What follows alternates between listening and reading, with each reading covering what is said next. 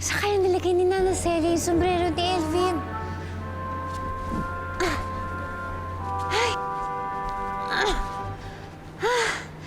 Masyadong malaki yung mga bagay dito. Hindi ko to kaya mag-isa. Kailangan ko ng tulong. Pero sino tutulong sa akin?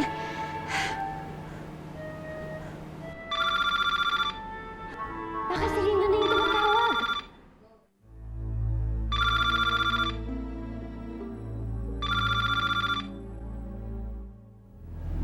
Si Lindon.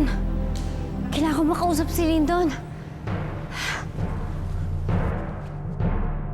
Nana Celia, pwede bang magtanong? Ano? Saan po ba galing ang mga to? Kakaiba kasi.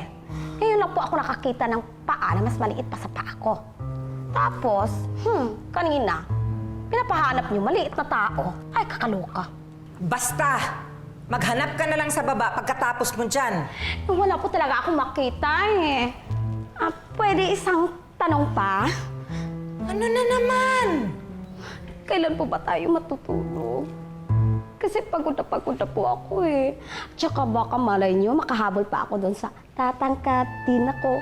Alam niyo na yun, Diyos. Hindi! Hindi tayo titigil hanggat hindi natin nakikita yung hinahanap natin. Halika na sa baba. Bilis! Hindi kayo baka ito si Nana Celia. Ano kayang tinira ito? Katol rugby. I'm sure bumiatik.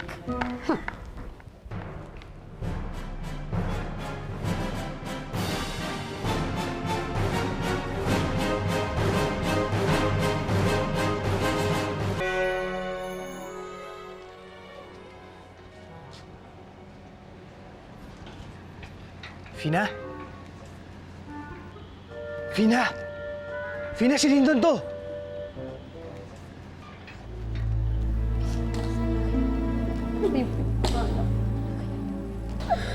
Tama na, Nana Celia. Parang awa niyo na po. Pagod na pagod na muntik kong katawan. Diyos ko po! Hoy! Tumigil ka, ha? Sige, Gapang!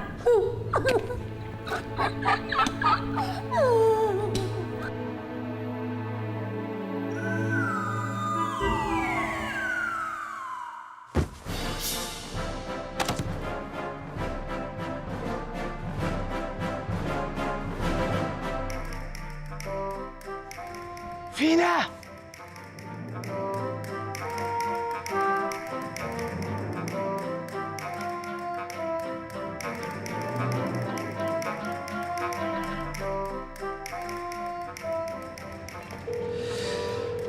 Fina, sumagot ka. Kailangan kitang makausap.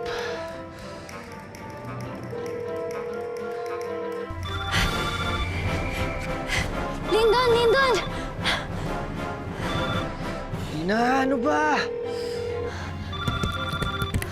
Lindon!